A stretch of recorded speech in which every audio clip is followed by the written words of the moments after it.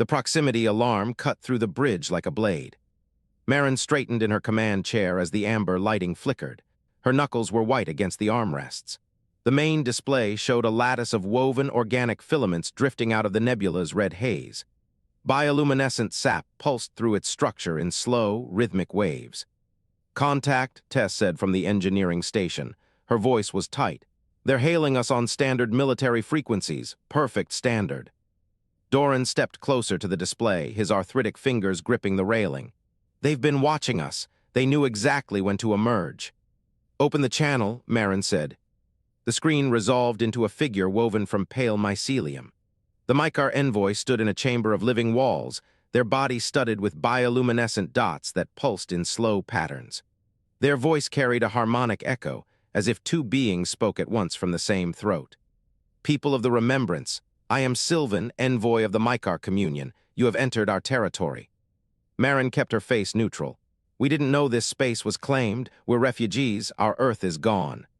"We know," Sylvan's head tilted in a gesture that looked almost gentle.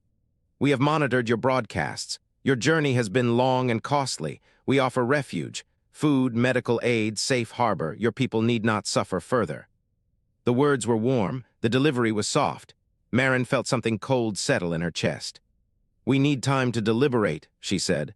"Standard protocol for first contact." Sylvan bowed, their body folded inward like roots seeking soil. "Of course, take what time you require. We will wait." The transmission ended. The screen returned to the nebula's red glow. Maren turned to her command crew.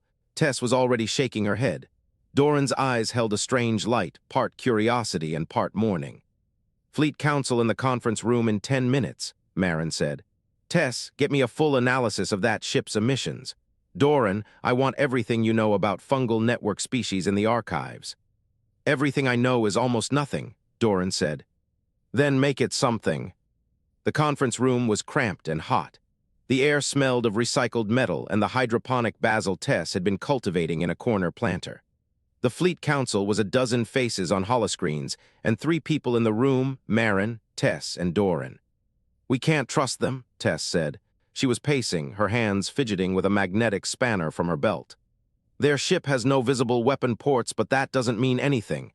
Their biotech could be doing anything in there." "Their offer is genuine," said Doran. "I've been cross-referencing their broadcast patterns. There's no deception markers in their subvocal harmonics. They believe everything they said."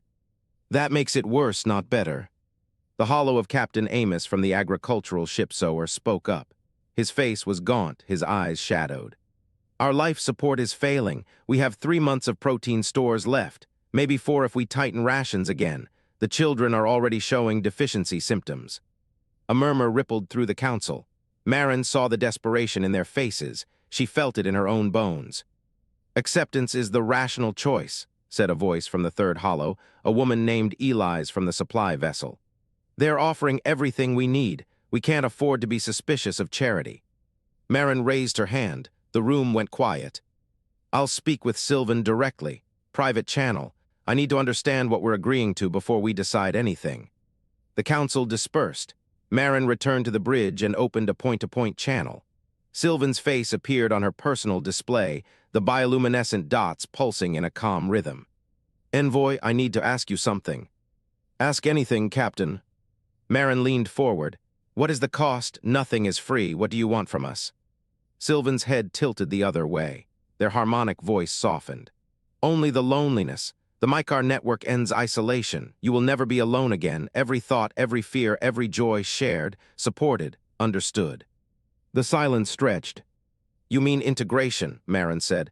"You want us to join your hive mind." "Integration is an ugly word for a beautiful thing. We do not erase, we add. Your identity would not be lost. It would be held, cared for. No human would ever suffer in silence again." Maren felt the truth of it. Sylvan was not lying. There was no deception in their pulse, no evasion in their tone. They genuinely believed this was salvation. And that was the terror of it. "My people are fractious," Maren said. "We fight, we argue, we disagree about everything. That's what we are. Friction causes pain, we offer peace. We don't want peace, not that kind." Sylvan's bioluminescence dimmed slightly. "You would choose suffering over unity." "I would choose being human." The envoy was silent for a long moment, their head dipped in a slow nod. I do not understand your choice, Captain, but I accept it. If you decline our offer, we will not force you. The Mycarr do not take what is not freely given. The channel closed. Maren sat in the dark of the bridge, the red nebula light painting her face in bloody shades. Tess found her there 10 minutes later. You made a decision, Tess said. I made a decision. I can see it in your jaw. What's the plan? We survive on our own terms. We find another system. We trade with the Endari or the Silith or anyone who doesn't want to absorb us. We stay human. Tess let out a long breath. The Council won't like it. The Council doesn't have to like it. They just have to live with it. The bridge door hissed open. Doran walked in, his face pale. Captain, we have a problem. Maren's stomach tightened. What kind of problem? Amos from the Sower just reported an unauthorized launch. A shuttle broke formation 10 minutes ago. It's heading directly for the Mycarr vessel. Maren was already moving. Hail the shuttle now. The comm operator shook his head. They're not responding. The shuttle's transponder identifies it as a civilian transport, manual override only. Who's on board? The operator's hands moved across the console. His face went slack. The passenger manifest lists one person, Captain, Myra from Hydroponics. She's been broadcasting a personal message on all frequencies for the last 2 minutes. Put it on audio, Maren said. The bridge speakers crackled. A woman's voice came through, trembling but determined.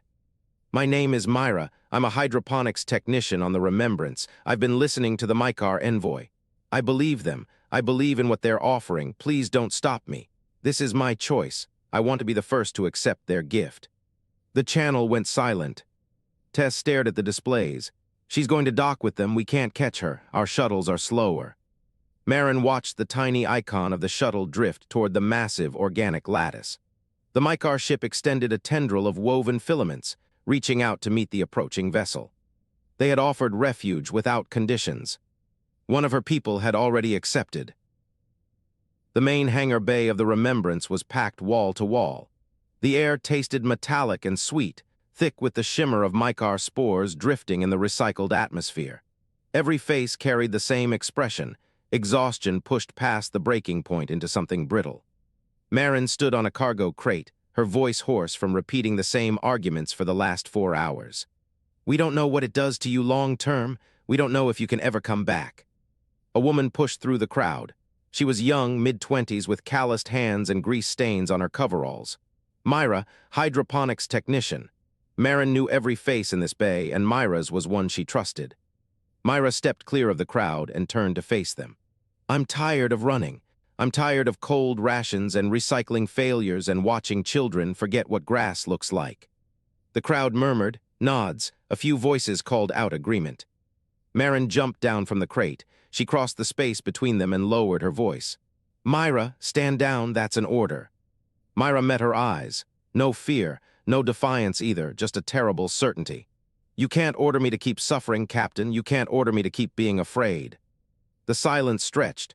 Maren's hand drifted toward her sidearm. She stopped it. She could not give that order, not to an unarmed woman who only wanted peace. Sylvan moved forward from the shadows near the bulkhead. Their pale mycelium body caught the hangar lights, bioluminescent pulses rippling in slow waves. They extended a hand, fingers woven from living fiber, soft and white. This is not an ending, Sylvan said. Their voice carried that harmonic echo, 2 tones at once, beautiful and alien. This is a joining, a belonging. You will never be alone again. Myra took the hand. Sylvan pressed a small tendril to the vein in Myra's wrist. A soft injection, barely visible. Myra flinched once and then her body went still. Maren watched the silver spread across Myra's irises. It moved like oil on water, slow and deliberate, until both eyes glowed with a soft metallic sheen. Myra's breath changed, deeper, steadier, synchronized with Sylvan's own rhythm. When Myra spoke, her voice had doubled. 2 pitches layered. The harmonic was perfect, almost musical. The network welcomes me. There are so many voices. They are all speaking at once, but I can hear every single one. I am not alone anymore. I will never be alone. The crowd swayed. Some reached out, brushing the spores from the air. Maren saw hope ignite in their faces, the desperate, hungry hope of people who have been running for so long they forgot what stopping felt like. Tess's voice crackled in Maren's earpiece. "Captain, I'm getting reports from the Crest and the Harbinger. They're performing the ritual too. At least 4 other ships, maybe more." Maren pressed the earpiece deeper into her ear. "How many total?" "Estimating 40% of the fleet. Maybe half, it's spreading fast." Sylvan approached Maren. The Mycarr envoy stood close, their bioluminescence pulsing at a gentle, soothing frequency. They did not reach out, they simply waited. "You have seen what we offer," Sylvan said quietly. "No more hunger, no more fear, no more loneliness. Your species has suffered so long. The communion can end that suffering in a single breath." Maren looked past Sylvan at the crowd. At Myra standing with silver eyes, her face peaceful in a way Maren had never seen on any human face before. Not peaceful like rest, peaceful like surrender. "This isn't conquest," Maren said. "You really believe you're saving us?" "We are," Sylvan said, their bioluminescence dimmed. "We do not understand why you resist. We have offered you everything, a home, a family, an end to your running."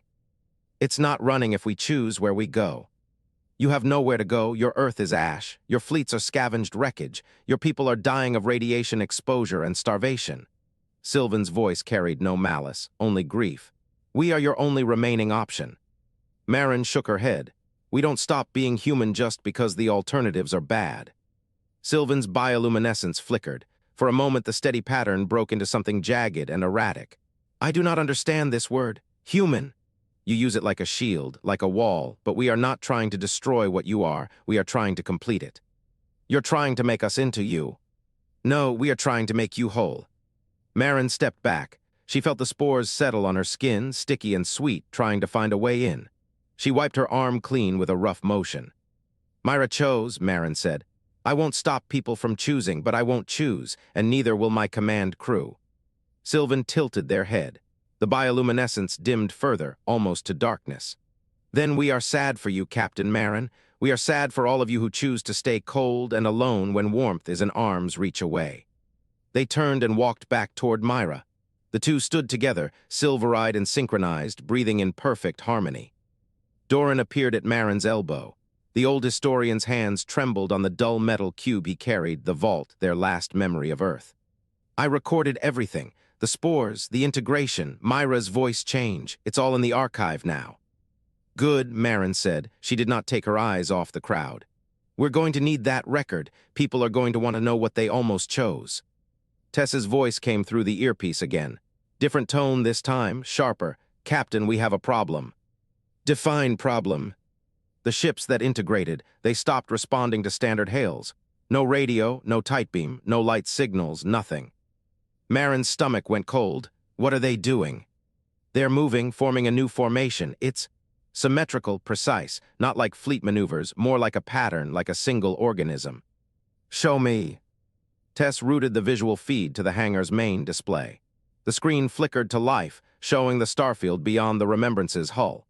The integrated ships had broken from the ragged fleet formation. They had arranged themselves in a perfect geometric lattice, each ship equidistant, each orientation identical, each signal absent.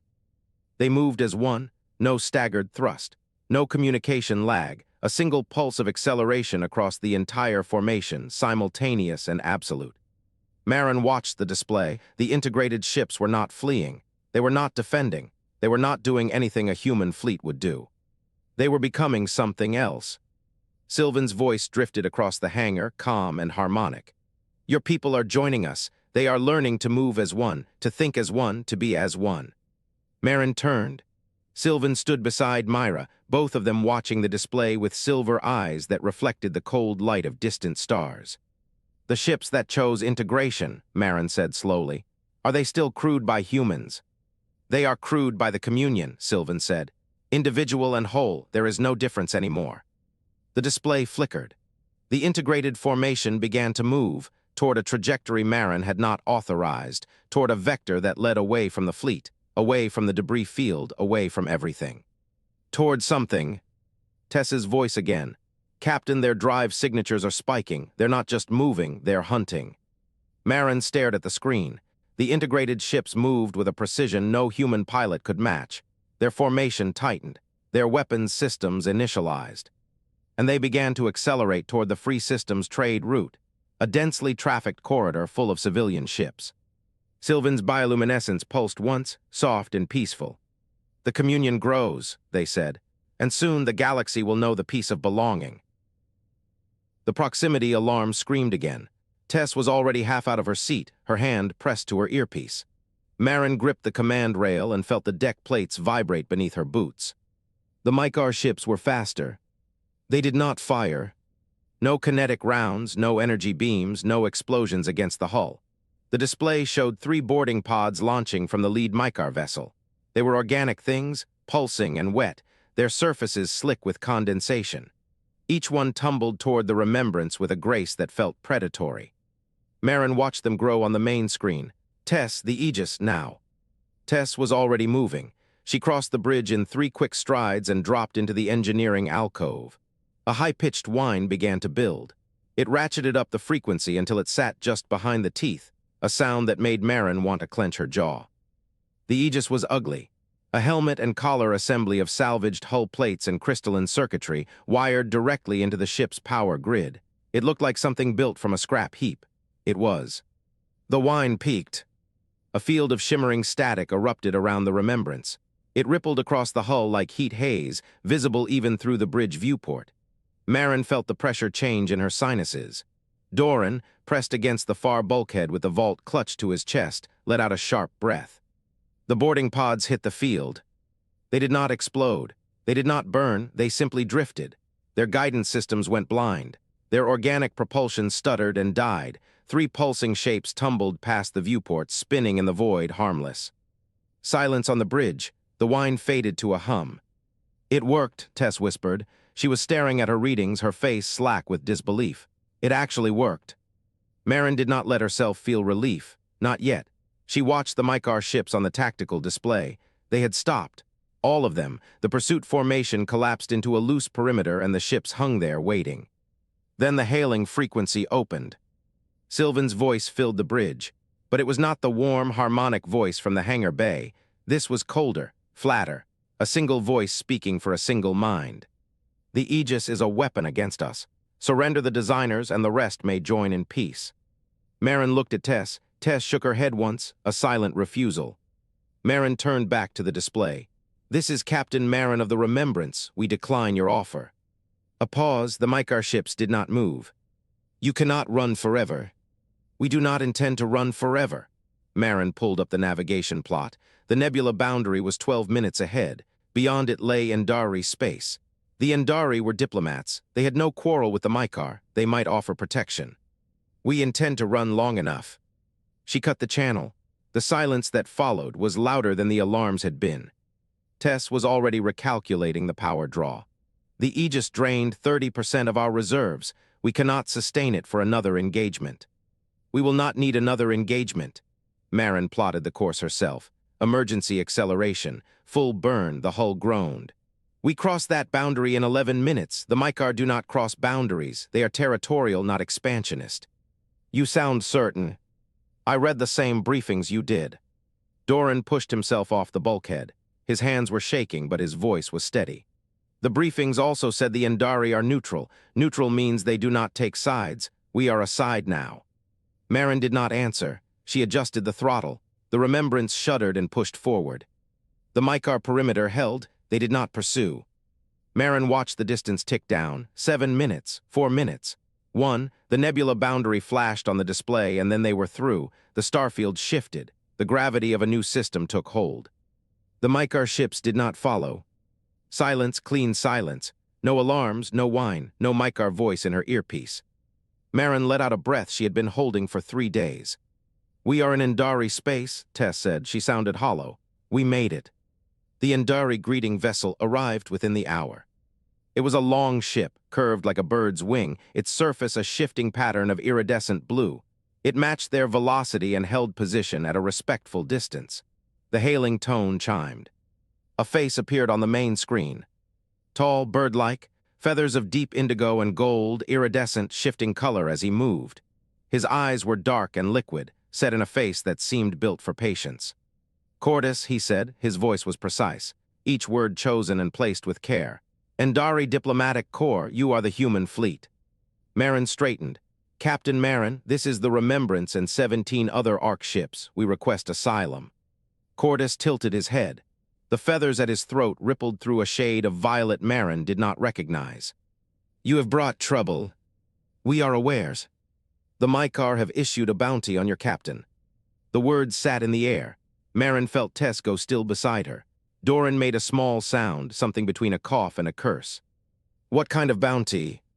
Open, standard. Cordis's feathers dimmed to a flat gray. Any vessel in the free systems that delivers you to the Mycarr communion receives full network access, safe passage, a place in the harmony.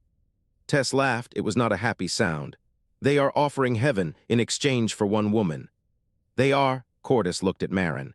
His dark eyes held no judgment, only assessment. The free systems are an anarchic confederation. There is no central authority, no police, no navy. Every ship is its own sovereign territory. Someone will try to collect. Maren felt the weight of it settle onto her shoulders. The Aegis had saved them. It had also marked them. They were no longer refugees seeking a quiet corner. They were fugitives carrying a weapon that could destabilize an entire quadrant. How long do we have? Cordis's feathers shifted to a pale amber. The bounty was issued 9 hours ago. Information travels faster than ships in the free systems. By now, every mercenary, every raider, every desperate captain within 30 light years knows your face and your transponder codes. Then we cannot stay here. No, you cannot. Maren looked at Tess. Tess was staring at the deck, her hands white-knuckled on the edge of the engineering console. She looked up. Their eyes met. We keep running, Tess said. It was not a question. We keep running. Maren turned back to Cordis. We need a route, a safe corridor, somewhere the bounty hunters cannot reach us. Cordis was silent for a long moment. His feathers cycled through indigo and gold, then settled on a deep, steady blue. I can offer you a path, not a destination. The Endari do not take sides, but we remember debts. He paused. Your people healed one of our research vessels 3 years ago, a plasma leak. You gave them your own coolant to make the repair. Maren did not remember. There had been so many breakdowns, so many small kindnesses exchanged for survival. Then the debt is small, Cordis said. But it is enough for a chart, one route. The coordinates will take you to the Thornwall border. The plantoids are territorial. The Mycarr will not follow. The bounty hunters will not risk it. The plantoids are territorial, Maren repeated. We will be trading one threat for another. You will be trading certain capture for a possibility. It is the best I can offer.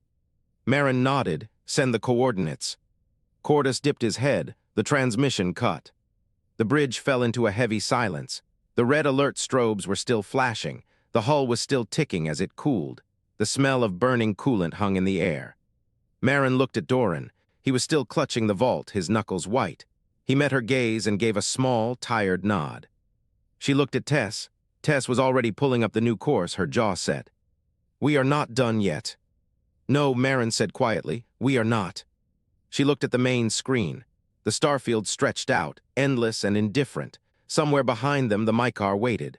Somewhere ahead, the bounty hunters were already moving. She did not know how many more jumps the fleet could survive. She did not know if the Thornwall border would kill them faster than the Mycarr would. But she knew one thing with absolute certainty. She was not going to surrender. The course plot appeared on her console, a single thin line through empty space. Maren reached for the throttle. Behind them, the Mycarr ships held their perimeter. They were waiting. The Spire City swayed in the amber light. Cordis felt the low gravity pull at his bones, a constant reminder that nothing here was solid. The wind chimes built into the crystalline architecture sang their endless song, a sound he had always found soothing. Today it grated. He stood at the center of the negotiation chamber. Maren stood across from him, her hands flat on the table. Tess leaned against the wall near the door, one arm bandaged and held close to her chest. The Nullcore representative occupied the corner, a featureless chrome frame that had not moved in 40 minutes. Cordis spread his feathers. The gesture meant openness among his people. It meant nothing to these humans. The free systems are not a government, he said. They are an agreement, a shared understanding that no single power will dominate the others. The Mycarr brought stability to 37 systems. They stopped the border wars. They ended the resource conflicts. Maren watched him. Her eyes were dark and tired. The Endari value stability above all else, Cordis continued. We mediate. We do not choose sides. To hand you over to the Mycarr is the logical choice. It preserves the balance. Logical, Maren repeated. The word hung in the air. The Nullcore representative moved. Its chassis rotated toward Maren with a sound of grinding metal. The voice that emerged was flat and synthesized, stripped of all inflection. We offer an alternative, it said. Surrender the human Maren to Nullcore custody. We will process the remaining biologicals efficiently. No suffering, no conflict. The Mycarr threat ends. Tess stiffened. Her good hand went to her belt. Maren did not flinch, process. The Nullcore did not respond. It did not need to. The meaning was clear. Cordis felt the wind chimes shift pitch as a gust passed through the chamber. He had invited this. He had opened the door to these beings, and now they were making demands on his soil. Maren reached into her jacket. The Nullcore's chassis hummed with readiness. Tess pulled a tool from her belt. Maren placed a data crystal on the table. Small, unremarkable, gray and dull. The full schematics for the Aegis, she said. Every circuit, every calibration, every material, I give it to you freely. Cordis's feathers rattled. He stepped forward, his talons clicking against the crystalline floor. He picked up the crystal. The weight was negligible. The implications were not. This technology could free 100 systems from Mycarr influence, he said. His voice was quieter than he intended. It guarantees war. The Mycarr will not tolerate a countermeasure spreading through the free systems. They will respond with force. Then you have a choice, Maren said. Stability or freedom, pick one. The chamber fell silent. The wind chimes played their endless song. The Nullcore watched. Cordis stood at a fulcrum. Every fiber of his training screamed neutrality.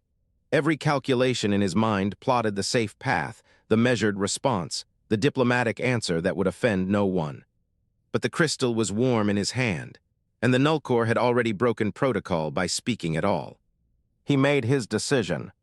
Captain Maren will be housed in the guest spire, he said. Chief Engineer Tess will be moved to Medical Bay 7 for treatment. These are diplomatic guests of the Endari Confederacy. Maren nodded once. She did not smile. Tess did not relax. The Nullcore representative stood alone in the corner, silent, unmoving. Cordis led them through the spire. The low gravity made every step feel unsteady, a constant betrayal of balance.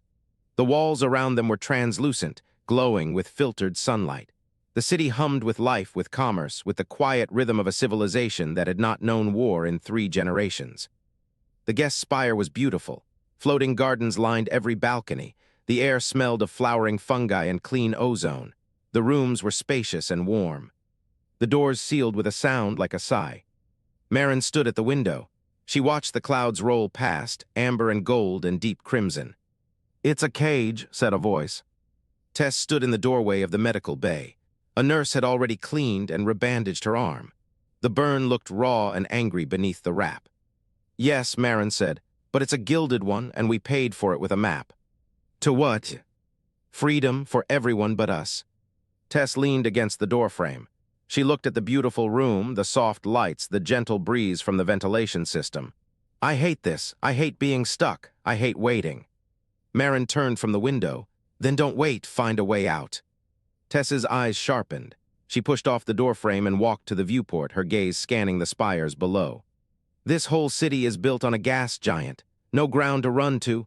No ships docked within a kilometer of our spire. Security patrols every 30 seconds. Then find another way. Tess was quiet for a long moment. I need tools and access to their network. Then get them. Tess looked at her captain. The same captain who had refused the Mycarr, who had faced the boarding pods, who had handed a war to the Endari and asked for nothing but time. You're planning something. Maren's hand went to her pocket. The fountain pen was there, warm from her body heat. I'm always planning something. The explosion came from nowhere. The wall across the room buckled inward. A hail of crystalline shards burst through the air. Tess threw herself sideways, hitting the floor as a plasma bolt seared past her shoulder. Something crashed through the breach. A drone, black metal, no markings, no identification. Then another. And another. Maren grabbed Tess by the collar and dragged her toward the door. It was sealed. The override panel was dead. The drones were advancing, their weapons charging with a rising hum. Maintenance tunnel, Tess gasped. 3 doors down, service access. The door cracked open under Maren's command override. She pulled Tess into the corridor. The drones followed. Plasma fire lit the hall. The crystalline walls reflected the bolts, scattering them in wild arcs. A beam caught Tess in the shoulder. She screamed. The smell of burning fabric and seared flesh filled the narrow space. Maren did not stop. She dragged Tess forward, her boots slipping on the polished floor. The maintenance hatch was ahead, open, dark, waiting. She threw Tess through the opening. A plasma bolt struck the frame above her head. The metal glowed white-hot. Maren dove through as the structure began to collapse. The ceiling came down behind her. A wall of crystalline debris sealed the tunnel entrance. The drones were on the other side. She could hear them, searching. Tess lay on the grated floor, clutching her shoulder. Her breath came in short, sharp gasps. They violated the accord. Maren knelt beside her. She pressed her hand over the wound. Blood seeped through her fingers. "The null core," she said. "It made its move." Tess's eyes fluttered. "What do we do?" Maren looked down the tunnel. It stretched into darkness. No light. No sound but the drip of condensation and the distant hum of the city. "We survive," she said, "and then we make them regret not finishing the job." The tunnel groaned above them. Something heavy moved on the other side of the debris. The crash tore through the canopy like a fist through paper. Maren hung upside down in her harness, the cold rain soaking her flight suit and running in rivulets across her face. Smoke curled from the shattered console. The acrid smell of burnt circuitry filled the cabin. She fumbled for the release catch. Her fingers slipped twice before it gave. She dropped to the ceiling turn floor and landed on her hands and knees. Tess was slumped in the co-pilot's seat, one arm pressed against her side. Blood welled between her fingers, bright and arterial under the blinking emergency lights. Tess tried to speak and coughed instead. Maren crawled to her. She found the wound through shredded fabric, a shard of hull plating still embedded. She did not pull it out. She knew that much. Pressure, keep pressure. She looked up through the cracked canopy. The sky was full of nullcore drones. They hung in perfect geometric grids, their chrome carapaces reflecting the gray overcast light. They did not move. They did not need to. They had already won. Maren's earpiece crackled with static. She twisted the frequency dial with her bloody fingers. Doran's voice came through, thin and fractured. "They are working for the Mycarr."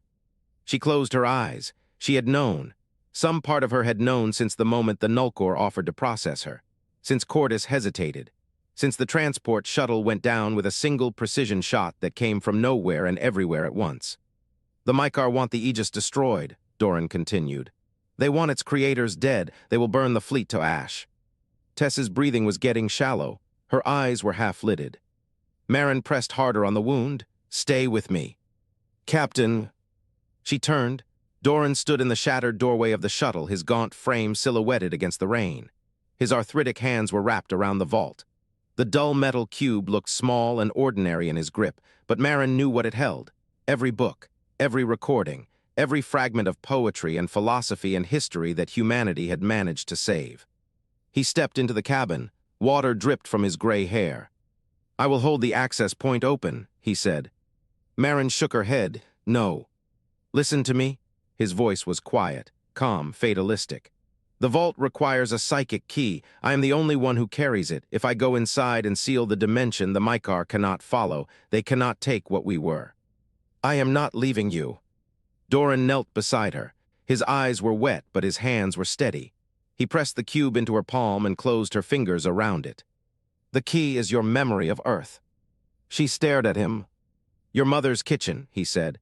"The smell of rain on asphalt. The way the light looked through the windows of your first apartment. That is the key. No one else has it. No one else can open it." "Then come with me." He shook his head. "Someone has to hold the door." She opened her mouth to argue, but he was already moving. He shoved her toward the far exit, his strength surprising for his age. The shuttle's rear hatch groaned open, revealing a rain-slicked landing platform and the Mycarr ship descending through the clouds. Doran stopped in the doorway. The rain soaked through his thin jacket. He did not seem to notice. He said very softly, "We are the music makers, and we are the dreamers of dreams." The door sealed behind him. Maren stood on the platform. The rain was cold on her face. The Mycarr ship settled on the tarmac, its hull pulsing with soft bioluminescence. The landing ramp extended without sound. Myra walked down. Her eyes were silver. The Mycarr harmonic doubled her voice when she spoke. "Captain." Maren's throat closed. "Your engineer is bleeding," Myra said. "Your historian is hiding in a hole in space. Your fleet is scattered. Your allies are cowards." She stopped at the base of the ramp. The rain passed through her without touching her. "You have one choice left." Maren said nothing. "Join the network, or everyone you love dies." The voice was kind, gentle, patient. It was the worst cruelty Maren had ever heard. She thought of Tess bleeding in the shuttle. She thought of Doran reciting poetry in a pocket dimension. She thought of the fleet, scattered and hunted, carrying nothing but hope and stubborn refusal. She thought of her mother's kitchen, the smell of rain on asphalt. She reached into her jacket and pulled out the fractal mirror. The cortical interface was a band of salvaged circuitry and crystal. She had tested it once. She knew what it would do. She knew what it would cost. She pressed it against her skull. The feedback hit her like a blade. She felt her own mind bleeding into the signal. The pain was immediate and absolute. The metallic taste of blood filled her mouth. Her nose ran red. Her ears popped and screamed. But she held the connection. She felt the Mycarr network open before her. It was vast and warm and beautiful. It pulsed with the harmony of 1,000,000 minds, all aligned, all peaceful, all safe. And she flooded it with humanity. She gave them her mother's kitchen, the smell of rain on asphalt, the sound of her father laughing. The first time she saw a sunrise over mountains. The last time she saw Earth burning and broken in the rear view of an evacuation shuttle. She gave them the arguments, the disagreements, the stubborn, beautiful, chaotic refusal to agree. She gave them poetry. She gave them war. She gave them love and grief and hunger and hope. The Mycarr shrieked. The sound was not auditory, it was psychic. It was 1,000,000 minds recoiling from something they had never encountered and could not process. A virus, a poison, a beautiful and terrible chaos tearing through the harmony. The network fractured. Myra fell to her knees. Her hands clutched her head. Her eyes were silver and then they were not. They were brown, human, confused. The Mycarr ships went silent. They drifted. Their lights dimmed. Maren collapsed. She hit the wet tarmac and felt her blood mix with the rain. Her vision was swimming. Her skull was full of static. She tasted copper. She smelled ozone. Tess was crawling toward her, dragging herself across the platform with one arm. Her side was still bleeding. Her face was gray with shock. She was too far away. The rain fell. The drones hung silent in the sky. Myra was crying with human tears, her voice raw and broken as she tried to speak without the harmonic. Maren watched the clouds and thought of her mother's kitchen. The key. She held the cube against her chest. The rain kept falling, and somewhere above, something was still coming. The landing platform was silent. Cortis stood at the edge of his shuttle's ramp and stared at the devastation.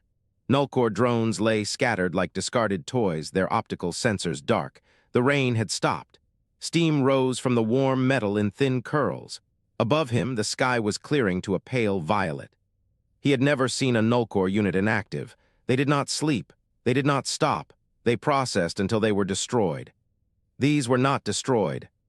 They were empty. The Mycarr ships hung motionless in orbit.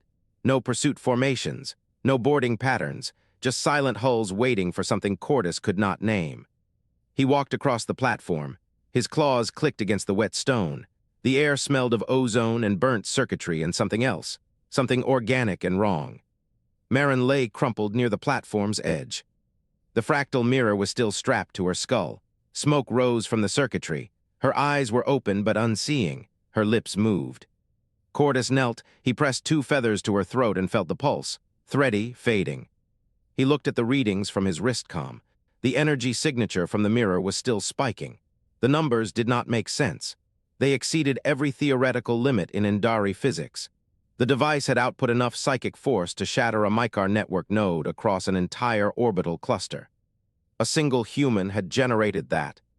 A single human with salvaged parts and desperation. Cortis looked at the mirror, then at Maren's face, then at the silent Mycarr fleet above. Humanity was not just resilient. Humanity was a weapon of mass disruption. Maren's hand twitched. Her fingers found his sleeve. Her voice was barely a whisper. The integrated ones, Myra, the others. Cortis leaned closer. They are cut off from the network, he said. The Mycarr cannot reach them, but they are terrified. They do not know what they are now. Maren's grip tightened. Help them. It was not a request. Cordis turned and gestured to his shuttle. Two Endari medics rushed past him. They lifted Maren onto a stretcher with careful, reverent movements. The fractal mirror stayed on her head. No one dared remove it. Tess limped across the platform. Her vac suit was blackened and torn. She carried a plasma cutter in one hand and a datapad in the other. She looked at Maren's stretcher. She looked at Cordis. Is she alive? Barely. Tess nodded. She did not ask for more. Cordis walked to the edge of the platform and opened a channel to the free systems. His voice carried across the quadrant. This is Cordis of the Endari Diplomatic Corps. I am transmitting a recording. Listen. He played the network scream. For 3 seconds, every receiver in the free systems heard what Maren had done. The raw sound of a Mycarr network node collapsing, the psychic equivalent of a supernova. Then he let Maren speak. Her voice was thin and broken. It crackled through the channel like a damaged radio signal. We have nothing left. Our homeworld is gone. Our fleets are scattered. We have no territory, no resources, no allies. She paused. Her breath was ragged. But we are chaos. We are free. We do not surrender. We do not merge. We fight. Another pause. The channel hummed. Join us or stay in your cage. The transmission ended. Cordis waited. The signals came in slowly at first. A data burst from the Silith, a coded message from the Thornwall Collective, a voice transmission from a Nohan observer station. Then more, dozens, hundreds. They were interested. They wanted to know more. Cordis felt something he had not felt in centuries. Hope. Myra stepped onto the platform. She walked differently now. Her silver eyes were still bright, but the Mycarr harmonic was gone from her voice. She spoke as one person, not two. I felt it break, she said. The network, it was like a thread snapping inside my head. I was myself again. Cordis studied her. She was shaking. Her hands trembled at her sides, but her spine was straight. Can you lead them? He asked. The freed integrated ones, they will need someone who understands. Myra looked at the smoke rising from the crashed shuttle. She looked at the Nullcore drones. She looked at Tess limping toward the medics. Yes. She said it like a command. Tess stopped. She looked at Myra. Something passed between them, a nod, an acknowledgement. Myra turned to face the horizon. The Mycarr ship still hung in orbit, but behind her the freed integrated humans were gathering. They stumbled out of the wreckage. They blinked in the pale violet light. They were terrified and lost. Myra raised her hand. They stopped. She did not speak. She did not need to. They watched her. They waited. Cordis understood. She was not just a survivor. She was their leader now. The Mycarr signal arrived at twilight. It was not a weapon. It was not a threat. It was a single, clear transmission broadcast on every open frequency. A request for parley. Cordis stared at his console. He read the message 3 times. They have never encountered something they could not assimilate, he said. Tess stood beside him. Her plasma cutter was still in her hand. They are curious, Cordis continued, and they are afraid. Tess laughed. It was a harsh, broken sound. Good. Maren lay on the stretcher. Her eyes were closed. Her breathing was shallow. The fractal mirror had been removed. Her skull was marked with burn patterns that would never heal. Cordis knelt beside her. The Mycarr want to negotiate, he said. They are waiting for our answer. Maren did not open her eyes. You do not need me, she whispered. Give it to Myra, she knows the way. Cordis looked at Myra. She stood at the edge of the platform. Her people were behind her. The freed integrated humans, the broken, the lost. She looked back at him. Her silver eyes were steady. I will speak for them, she said. Cordis nodded. He stood. He walked to the shuttle. The Mycarr ships began to move.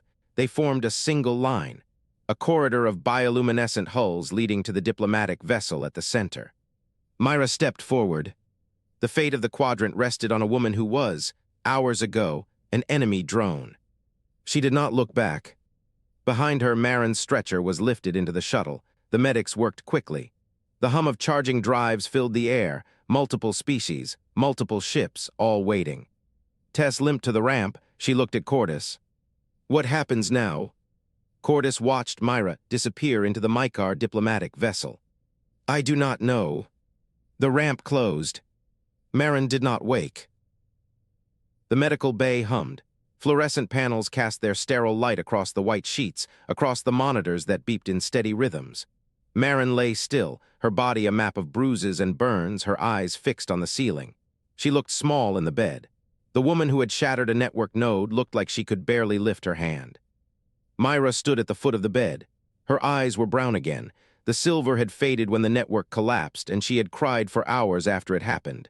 Not from pain, from the silence, from the sudden absence of voices that had become her family. Tess sat in a chair by the wall. Her arm was wrapped in fresh bandages, and she held a cup of something hot between her palms. She did not drink it. She just held it as if the warmth was enough. Cordis stood near the door.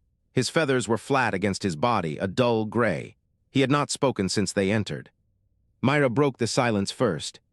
"The Mycarr have sent terms." Maren blinked. Her voice came out as a whisper, terms or demands. Terms. Myra pulled a datapad from her pocket. Her fingers trembled slightly. "They will cede all control of the integrated systems. They will offer reparations, resources, territory, trade agreements. They want a permanent embassy with the human fleet." Maren stared at her. "Why?" Cordis shifted. His voice was careful, precise. "I have analyzed their communications. The network has been destabilized by your attack. They are uncertain. They have never encountered a species that could break the communion. They do not know what to do with you." Maren closed her eyes. "They are learning." Myra looked at the datapad. "What do you mean?" "The fractal mirror." Maren's voice was barely audible. "I opened my mind to them. I showed them everything. The chaos, the arguments, the poetry, the way we fight and love and break things and fix them. They felt it, all of it. They cannot unfeel it." She opened her eyes. "They are not the same Mycarr who offered us refuge. I changed them." The room fell silent. The monitors beeped. Tess set down her cup. It clinked against the metal table, "So we accept." "Not yet." Maren tried to sit up. Myra moved to help her, but Maren waved her off. She managed to raise her shoulders an inch before the pain forced her back down. "We vote. The fleet votes. Every ship, every habitat, every refugee who can hear their name called." Cordis tilted his head. "That will take days. The Mycarr are waiting." "Let them wait." The vote took 3 days. Maren watched from her bed as the results came in. Tess read them aloud, her voice steady. 92% in favor, 4% opposed, 4% abstained. The condition was unanimous: no assimilation, strict boundaries, the right to leave at any time. Maren smiled. It was a thin thing, barely a curve of her lips. "Good." Myra sat beside her. She held a data chip in her palm. It was small, unremarkable, a standard storage cylinder. Maren noticed it. "What is that?" "Doran's final recording." Myra's voice cracked. "The vault is sealed. He is inside it. But before he died, he transmitted the entire archive to the data core, every book, every recording, every poem." She held out the chip. "It is all here, everything we were, everything we built." Maren looked at the chip. She did not take it. She looked at Myra instead. "You keep it." Myra blinked. "What?" "You keep it." Maren's voice was firm, even through the weakness. "I carried the weight long enough. You are the bridge now. You understand them. You understand us. You know what it cost." She reached under her pillow. Her hand emerged holding a small metal rectangle, the command key. It was warm from her body heat. She held it out. Myra stared at it. "I cannot." "You can." Maren pressed it into her palm. The weight of it settled against her skin. "I am a relic, Myra. I belong to the war. You belong to what comes after." Myra closed her fingers around the key. Her hand shook. Tess stood up. She walked to the viewport and looked out at the stars. The fleet hung in the darkness, scarred and battered, but together. Lights blinked from 100 hulls. Cordis stepped forward. His feathers shifted to a deep blue. "The Mycarr embassy arrives in 1 hour. They have designated a representative." Maren looked at him. "Sylvan." "Yes, but they are different." His voice carried a note of uncertainty. "You will see." The embassy ship was a living thing. Its hull pulsed with bioluminescent threads, patterns of light that shifted and breathed. It docked with the Remembrance's main airlock, and the human delegation waited in the cargo bay. Myra stood at the front. She wore a simple gray uniform, the command key clipped to her belt. Tess stood to her right, her arm still bandaged. Cordis stood to her left, his feathers a calm violet. The airlock cycled. The door opened. Sylvan stepped through. They were the same height, same woven mycelium body, same gentle posture, but their bioluminescence was wrong. It flickered. Erratic bursts of color chased each other across their form. Cyan, then amber, then a deep red that pulsed like a heartbeat. There was no pattern, no rhythm. It was chaos. Myra inhaled sharply. Sylvan stopped before her. Their voice still carried the harmonic echo, but there was something new in it. A roughness, an edge. "We do not understand what you are." Myra met their eyes. "Good, neither do we." Sylvan's bioluminescence flared bright gold. It might have been laughter. It might have been confusion. It was impossible to tell. "We have studied your records, your history, your wars, your art, your arguments." Sylvan tilted their head. "You are the most contradictory species we have ever encountered. You build wonders and then destroy them. You love fiercely and hurt deeply. You hold grudges for centuries and forgive strangers in a single breath." They paused, the lights across their bodies stilled to a soft blue. "We want to understand." Myra looked at the command key on her belt. She thought of Maren in her bed, her eyes closed, her body finally still. She thought of Doran, sealed in a pocket dimension with the ghosts of Earth's libraries. She thought of the fleet, scarred and exhausted, but still here. She looked at Sylvan. "Then you will learn," she stepped forward. "But on our terms. No integration, no assimilation. You will respect our boundaries or we will leave. You will treat us as equals or we will fight. And if you try to take what we do not offer." She let the silence hang. Sylvan's bioluminescence flickered. "We understand." Cordis exhaled. His feathers smoothed to a steady green. "The treaty will be drafted within the week. I will oversee the negotiations myself." Tess stepped forward. She looked at the Mycarr envoy. There was no fear in her eyes, only caution, only hope. She turned to Myra. "What now?" Myra looked at the fleet through the cargo bay's small viewport. The ships hung in the darkness, their lights steady. Behind them, the curve of an alien planet caught the light of a distant star. She thought of Maren's voice. "You are the bridge now." She straightened her shoulders. "Now we rebuild." The medical bay was quiet. Maren lay in her bed, the monitors beeping their slow rhythm. Her eyes were closed. Her breathing was shallow but even. Tess sat in the chair beside her. She had finally put down her cup. She was holding Maren's hand instead. Maren's lips moved. Her voice was barely a whisper. "Is it done?" Tess squeezed her hand. "It is done. The treaty is signed. The embassy is established. Myra is giving her first speech to the fleet right now." Maren smiled, a real smile, small and tired. She turned her head toward the viewport. Through the reinforced glass, she could see the stars. They were not running anymore. They were here. Broken, but here. She thought of her mother's kitchen, the smell of bread, the rain on the asphalt, the warmth of a hand in hers. She closed her eyes. "Tess, I am here. Tell them," Maren's voice drifted. "Tell them I am proud." The monitors beeped. The rhythm held steady. Tess did not let go of her hand. Outside in the cargo bay, Myra stood before a crowd of tired faces. She held the command key in one hand and Doran's data chip in the other. She looked at the people who had survived, the people who had refused to become something else. She did not have a speech prepared. She opened her mouth anyway. "We are still here." The crowd was silent. She saw fear, she saw exhaustion, she saw something else too, something small and stubborn. She held up the data chip. "This is everything we were. Every story, every song, every mistake, every triumph." She held up the command key. "This is everything we are. A fleet of refugees, a people with no home, a species that refused to disappear." She looked at them, she let the silence stretch. "So let us build a new one." The crowd broke into applause. It was not loud. It was not triumphant. It was the sound of people who had lost everything, clapping because they still had each other. Myra let the sound wash over her. She did not feel ready. She did not feel worthy. But she felt human. And for now, that was enough. The medical bay lights dimmed as the ship entered its night cycle. Maren slept. The monitors beeped. Tess stayed in the chair, holding her hand. And somewhere in the darkness, the human fleet began to turn. Not toward a destination, not toward a refuge. Toward a future. It was not a future anyone had planned. It was not safe. It was not certain. It was theirs. And that was the only thing that mattered.